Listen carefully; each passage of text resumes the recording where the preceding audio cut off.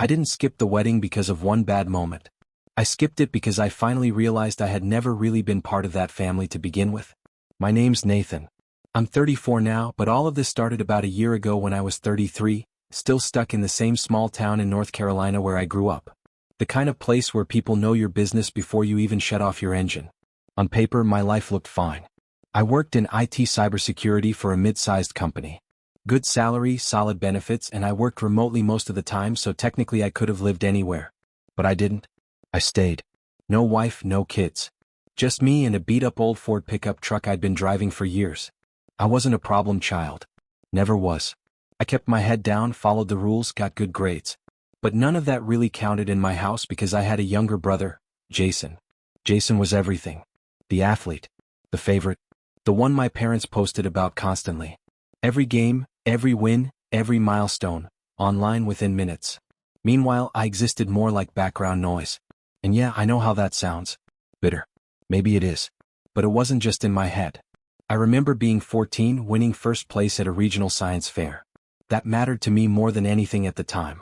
My teacher even called my parents, told them the ceremony details, said it would mean a lot if they showed up. My mom said, "That's the same day as Jason's soccer tournament. Maybe we'll come after." They didn't. I stood there holding this cheap little gold trophy while other kids had their parents clapping, taking photos, making a big deal out of it. Mine just weren't there. When I got home later, my mom didn't ask how it went. She just said, "Did they have snacks?" That was it. At first, I didn't think much of it. I told myself it was just bad timing. But then it kept happening. At my high school graduation, they showed up late and left early because Jason had some team dinner. I didn't even argue. I just got in my truck, still wearing my cap and gown, and drove to a Denny's. Sat at the counter.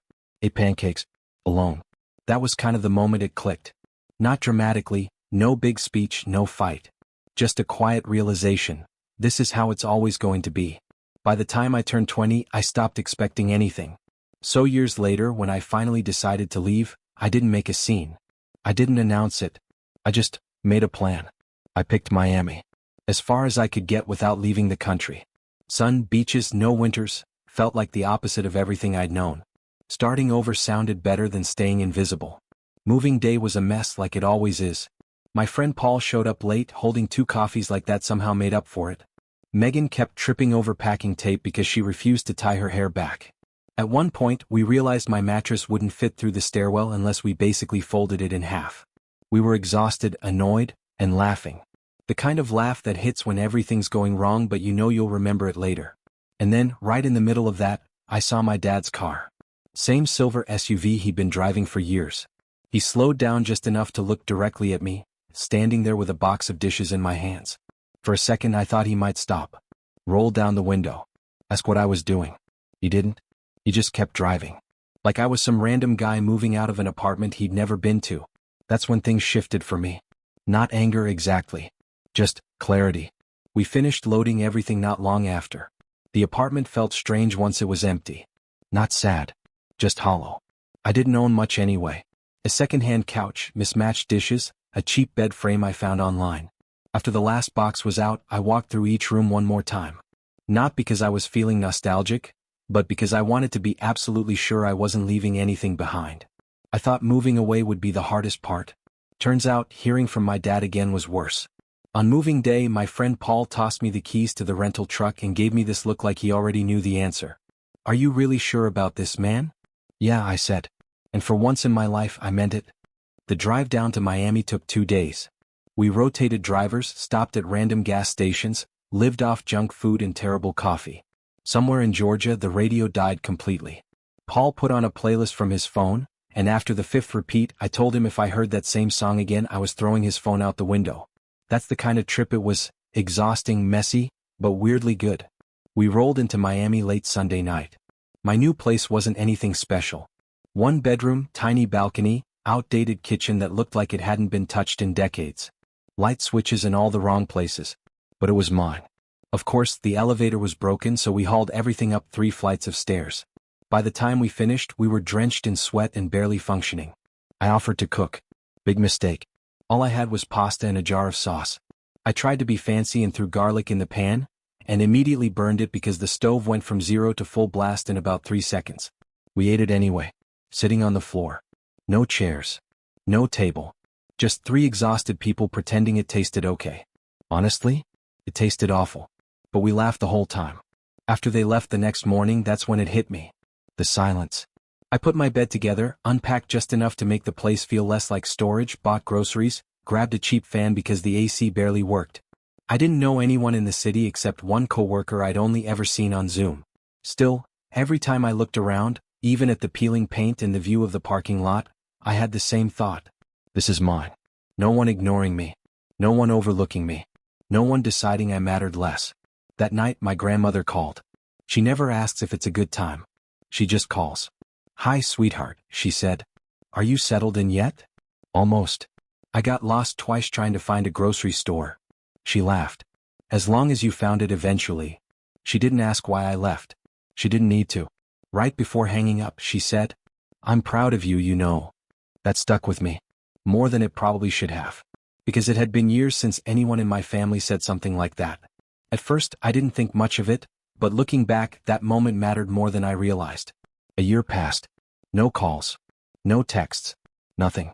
Then one random Tuesday afternoon, my phone started buzzing while I was outside fixing the latch on the building's back door.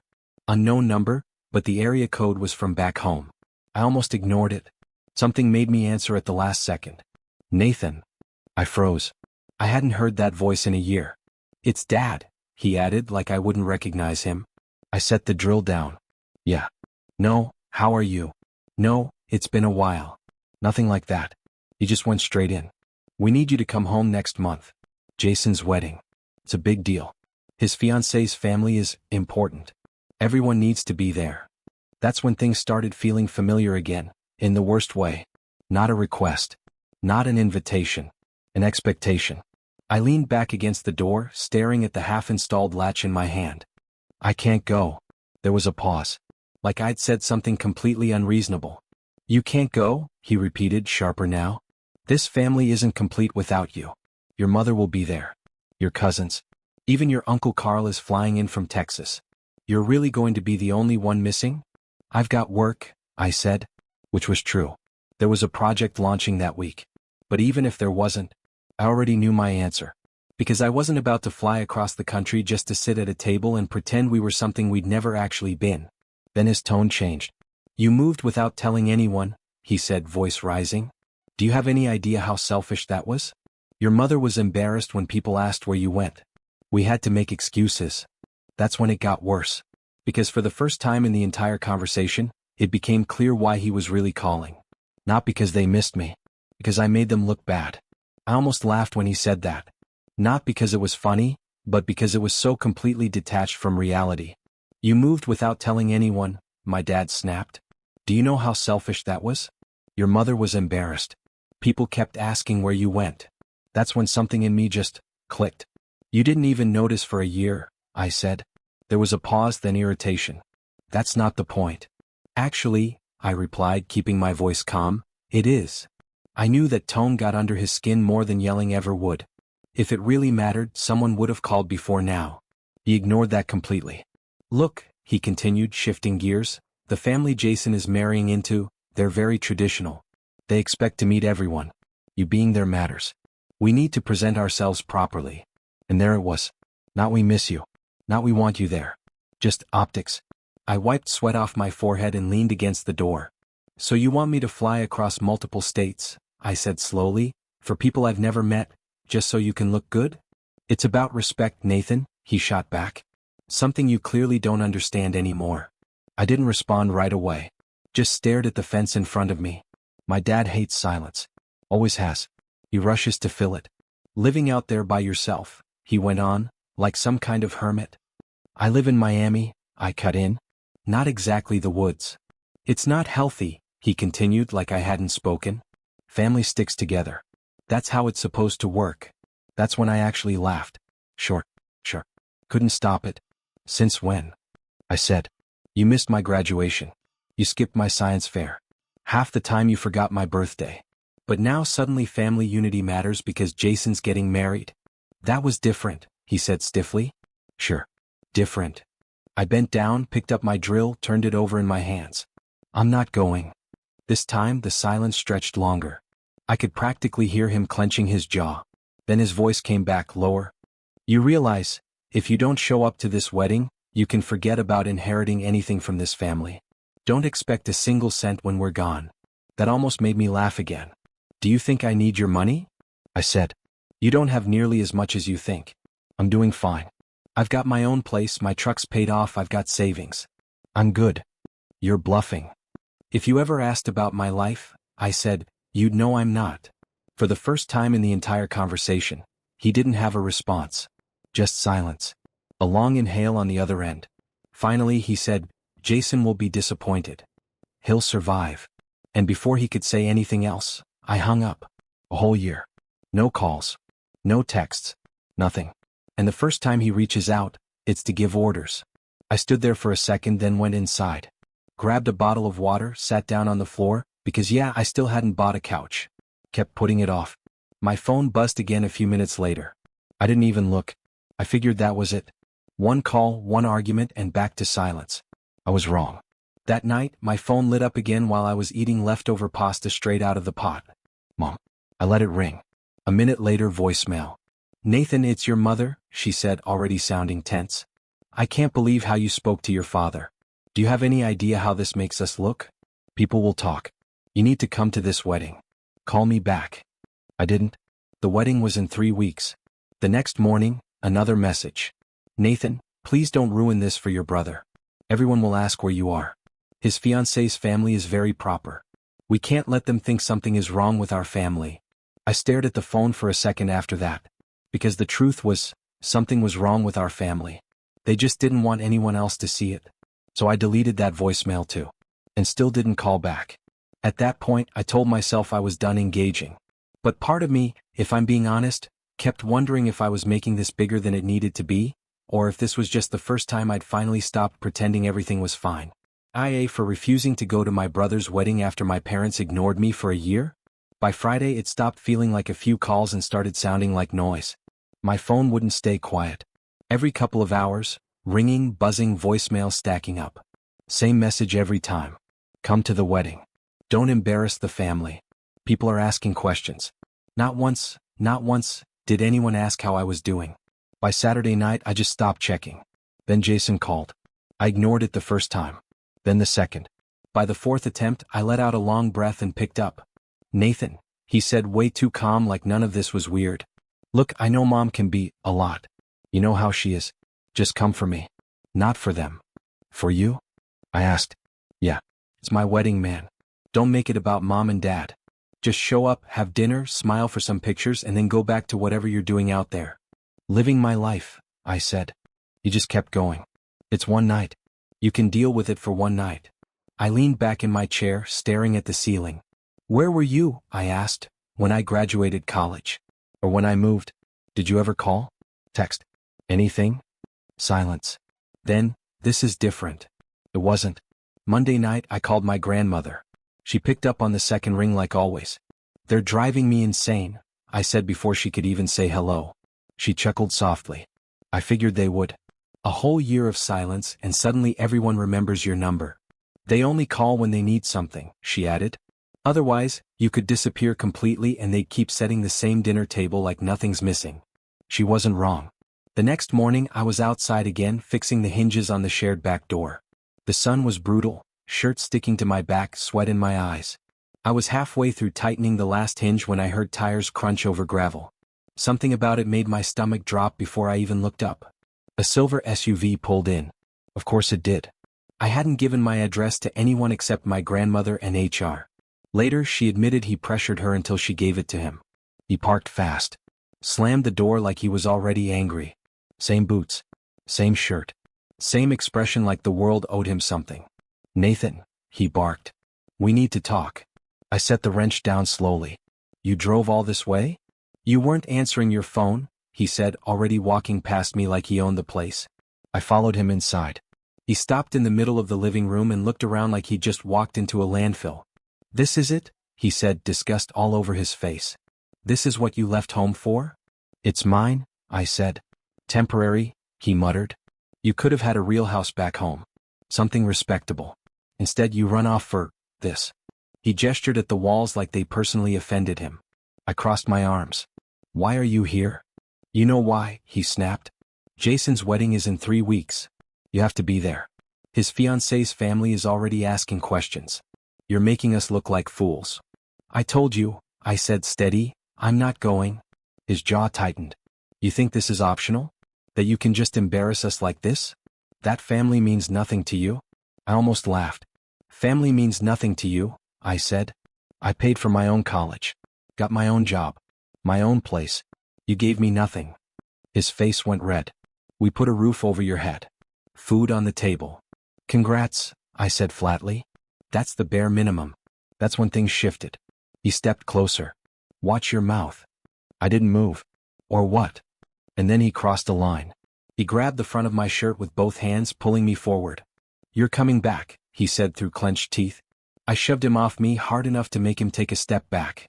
If you touch me again, I said, my voice low, we're done. Forever. He pointed at me like I was still a kid. You owe this family. I owe you nothing, I cut in. And right then, perfect timing, the neighbor across the hall walked by carrying groceries. She slowed down, looked from me to him, took in the whole scene. For the first time since he showed up, my dad didn't say anything. And I realized something in that moment, standing there in my own apartment with someone else watching. This wasn't just about a wedding anymore. It was about whether I was willing to let things go back to the way they'd always been, or finally draw a line I couldn't walk back from. IA for refusing to go to my brother's wedding, even after my dad showed up and things got physical? Everything okay? My neighbor asked carefully, shifting the grocery bags in her arms. My dad straightened instantly like someone flipped a switch. A polite smile snapped onto his face. Oh, just a family disagreement, he said smoothly. She glanced at me. I gave a small nod, just enough to let her move on. Her door shut a second later. And just like that, his smile disappeared. You're coming? He hissed, stepping closer again. Even if I have to drag you there myself. Try it, I said. For a split second I thought he actually might. Instead, he started pacing, running a hand through his hair like he was trying to hold himself together. Do you have any idea what people will say if you're not there? He snapped. They'll think something's wrong with this family. There is something wrong with this family, I said. He stopped cold and turned to glare at me. I took a step forward. You didn't notice I moved away for a year. You didn't call. You didn't visit. You didn't care. But now, because it makes you look bad, suddenly I matter? This is not about appearances, he shot back. It's only about appearances, I said. You don't want me there. You want the idea of me there. A complete family photo. Something nice to show the in-laws. His hand slammed down on the counter. Family sticks together when it matters. I didn't flinch. Family sticks together all the time, Dad. Not just when strangers are watching. For once, he had nothing. His mouth opened, then closed again. Pack your things, he said finally, voice going cold. We're leaving tonight. I actually let out a short laugh. You think you can still give me orders? Keep this up, he warned, and don't expect to be in the will. I crossed my arms. Keep this up and don't expect me to care. His face went red again. You're throwing your family away out of pride. I shook my head. No. I'm just done being treated like furniture you drag out when guests come over. We stood there staring at each other. Then he turned and walked out. This isn't over, he said on his way to the door. I locked it anyway. A second later, I heard his tires spin out of the parking lot. And just like that, it was quiet again. But the air in the apartment felt heavy, like everything we just said was still hanging there. 2 weeks later, the wedding day came. I didn't go. Didn't send a card. Didn't text my brother. Nothing. That morning, I was under my kitchen sink fixing a leak while my family, 3 states away, was busy pretending everything was perfect. I figured I wouldn't hear much until it was all over. I was wrong. My grandmother called before I'd even finished dinner. Well, she said as soon as I picked up, you made the right choice not going. I leaned back in my chair. Was it that bad? She let out a short laugh. Your parents were scrambling before the ceremony even started. Everyone kept asking where you were. Relatives, friends, they couldn't keep their story straight. I could picture it. My mom gripping a champagne glass too tightly. My dad already sweating through his shirt collar. What were they telling people? I asked. My grandmother snorted. Depends on who asked. First you were sick. Then you had work. Then suddenly you were on some last-minute trip. I shook my head. Seriously? By the third cousin, she said, The stories didn't even match anymore. I could almost hear it, my mom saying I had the flu while my dad claimed I was stuck at some conference somewhere. Two completely different versions in the same room. Did anyone believe that? I asked. Oh, not a chance, she said. Then her tone shifted slightly. The bride's father asked the real question during dinner, loud enough for half the table to hear. I sat up a little straighter. What did he say? She didn't miss a beat. He asked, why did we only hear about this other son 2 weeks ago? I actually laughed. No way. Oh yes, she said. Your mother's smile froze so hard I thought it might crack. Your dad tried to jump in with some explanation about you living far away, but it came out all tangled. And for a second I just sat there, imagining it. All that effort to look perfect, and it still fell apart. That's when it really hit me. Maybe this was never about me missing the wedding. Maybe it was about me refusing to play my role in their version of the story. And I still don't know if that makes me reasonable, or just as stubborn as they think I am. IA for refusing to go to my brother's wedding and exposing the cracks in my family? Apparently, my dad tried to explain it away. Something about you traveling for work, my grandmother said. He was sweating like he'd just run a marathon. I could picture it too clearly, him fumbling over words while the bride's father just sat there watching. And the bride's mom? I asked. She didn't say much, Grandma replied. Just stared at your mother. Didn't even blink. Like she could see right through her. That image stuck with me for a second. Then it got worse. Apparently, the bride kept asking Jason questions all night, Grandma continued. Why you weren't at the engagement party. Why she'd never heard of you before. She was asking between photos. I leaned back in my chair, staring at the ceiling. What did he say? Same as your father. Or, busy schedule. Traveling, she said. But she didn't believe it. Not for a second. She smiled, but you know that kind of smile. Tight. Polite. Not buying a word. Yeah. I knew exactly the kind. By dessert, Grandma went on, everyone was whispering. Every table. Your uncle said one cousin thought you were in prison. Another thought you joined the military. I actually laughed at that. Seriously? Oh yes. No one could figure out why your parents acted like you didn't exist until 2 weeks before the wedding. And honestly, neither could I. Then she lowered her voice a bit like she was replaying something vivid. I walked past the kitchen at one point, she said. Your parents were arguing. Loud enough that the staff slowed down just to listen. I sat up a little. What were they saying? Your father blamed your mother. Said she should have forced you to come. Your mother snapped back that he raised you soft. I shook my head slowly. 2 waiters stopped with trays just to pretend they were fixing napkins, she added. People at the bar went quiet trying to hear. That part didn't surprise me. By the time the dancing started, she said, the bride's parents barely looked at yours. They were polite, but you know that kind of polite. The kind where they've already made up their minds, I said. Exactly. I rubbed my face. What about Jason? He looked stressed all night, she said. Smiling for photos but constantly watching the door. Like he still thought you might show up. I let out a quiet breath. Yeah, not happening. And his fiancée kept asking about you, she added. Even after the cake. Of course she did. Then came the part that really stuck. The bride cornered your mother before they left, Grandma said. Asked her directly, why hadn't she met you before? Why weren't you at anything leading up to the wedding? I already knew the answer. Work, I said. Of course, Grandma replied. Said you travel constantly. Very demanding schedule. And? She didn't buy it. Just nodded slowly, like she was putting pieces together. I could imagine that too. Not confrontation. Just quiet judgment. When the couple left, Grandma continued, half the family was still talking about it. Your parents left early. Didn't even say goodbye to most people. That sounded about right. You know your mother, she added. She hates when she can't control the story. I pictured her walking out stiff-backed, pretending nothing was wrong while people whispered behind her. Do you think the bride's parents believed any of it? I asked. Grandma laughed. Not a chance. People like that? They see everything. The empty chair. The contradictions. The tension. They'll be talking about this for months. After we hung up, I just sat there for a while. A whole year of silence. Then suddenly, I'm expected to drop everything so they can look like a perfect family in front of strangers.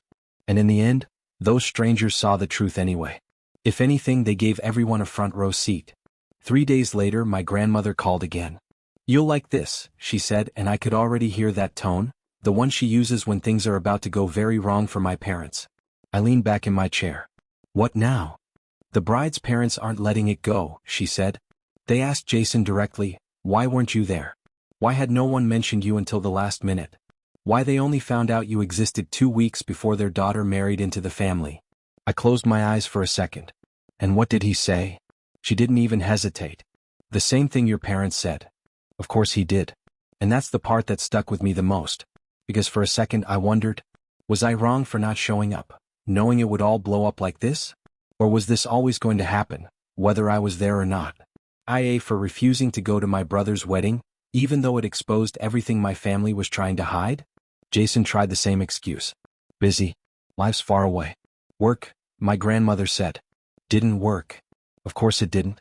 Because once people start noticing cracks, they don't stop at the surface. They started asking around, she continued. Calling cousins, uncles, even that family friend who always defends your mother. I leaned back, already knowing where this was going. They were piecing it together, she said. Realizing the story your parents told didn't add up. Yeah, I said quietly. Sounds about right. Then she dropped the part that made it impossible to ignore. Your uncle told them you moved away a year ago, and no one noticed for months. I let out a short laugh. Wow. They were shocked, she said. By the end of that week, it wasn't just a quiet suspicion anymore, it was everywhere. Rumors spreading through extended family, through friends, through people who barely even knew us. Mom's social circle heard about the argument at the wedding. Dad's coworkers started hearing whispers that the bride's family was asking questions. Even people at their country club were talking. Someone told me the bride's father said he doesn't like doing business with families that hide things, Grandma added. That one landed. Oh, they're in full damage control now, she said, almost amused. I didn't doubt it. 2 nights later, my mom called again. I didn't answer, but she left a voicemail. Nathan, this has gone far enough, she snapped. People are talking. Your father's reputation is on the line. The bride's parents are asking questions they have no right to ask. You need to call them. Clear this up. Tell them you were just busy. Tell them we're a close family. I deleted it before it even finished. The next morning my dad tried. Son, he said, voice tight, controlled, you need to fix this. Jason's wife is upset. Her parents are upset. They think there's something seriously wrong with this family. There is, I said. He pushed right past that. Just tell them you've been traveling. That we talk all the time. That everything's fine. You don't even have to mean it, just say it. I actually laughed. That's not happening. This isn't a joke, he snapped. I have business relationships on the line. And there it was again. Right, I said. So this was never about family. It's about your reputation. He didn't deny it. A couple days later, my grandmother called again. They're losing their minds, she said simply. Apparently, the bride's father had already started pulling back. Canceled a regular golf game with my dad. Told him they'd reschedule later. Which, according to Grandma, is polite code for not anytime soon. They sit on the same local board, she added. When one person goes cold, others notice.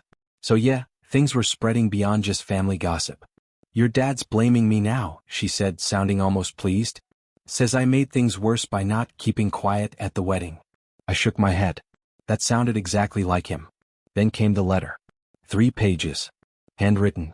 He actually mailed it like we were living decades in the past. I stood over the kitchen counter reading the first page, about how selfish I was, how I embarrassed the family, how I ruined Jason's wedding. At the end there was a paragraph telling me, no, ordering me, to call the bride's parents and correct the false impression. I didn't even finish it. I took it outside, lit a match and watched it burn. Didn't feel dramatic. Just final. The next week my grandmother called again, laughing so hard she could barely get the words out. The bride's mother had lunch with your mom, she said once she caught her breath. And she told her straight to her face she doesn't like liars. I blinked. Seriously? Word for word, she said. Said she can smell dishonesty a mile away. I leaned back, shaking my head. Your mother came home looking like she'd been hit by a truck, she added. And then, somehow, it got even messier. Jason's wife confronted him, Grandma said. After hearing all the different stories.